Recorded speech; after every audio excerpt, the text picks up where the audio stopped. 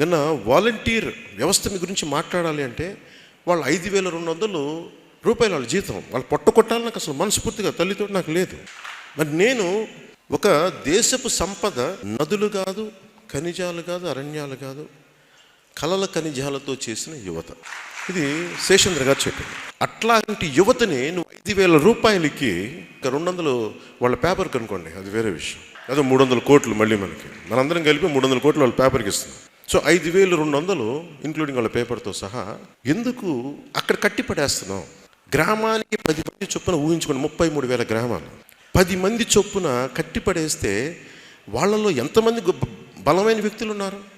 ఒక స్టార్టప్ చేసేవాళ్ళు ఉన్నారేమో, ఒక సైంటిస్ట్ కాగలవాడు అక్కడ ఆగిపోయాడేమో, 10 మందికి ఉపాధి కల్పించి ఒక వ్యాపారస్తుడు ఉన్నాడేమో, ఒక చిన్నపాటి ఆటోమొబైల్ ఇంజనీర్ ఉన్నాడో మనకు తెలీదు. So you are not tapping the hidden potentiality of youth. మీరు మాకు ఊడిగం చేయండి, 5,000కి ఊడిగం. డిగ్రీ చదువుకుని 5,000, డిగ్రీ చదువుకుని 5,000 రూపాయల? మీరు ఆలోచించండి ఎంత పర్ డే. మన్రేగా స్కీమ్కి, జాతీయ ఉపాధి హామీ పథకం కింద వచ్చేంత డబ్బులు కూడా డిగ్రీ చదివినాడు అది ఈ దేశంలో. నేను అంటాను, నువ్వు యువతనాలు కట్టిపడేయకు. పంచాయతీరాజ్ వ్యవస్థ ఉంది, అలాగే మీకు రెవెన్యూ వ్యవస్థ ఉంది. ఇవన్నీ కాకుండా ప్రతి పొలిటికల్ పార్టీకి, రూలింగ్ పార్టీకి వాళ్ళ వ్యవస్థ ఉంటుంది.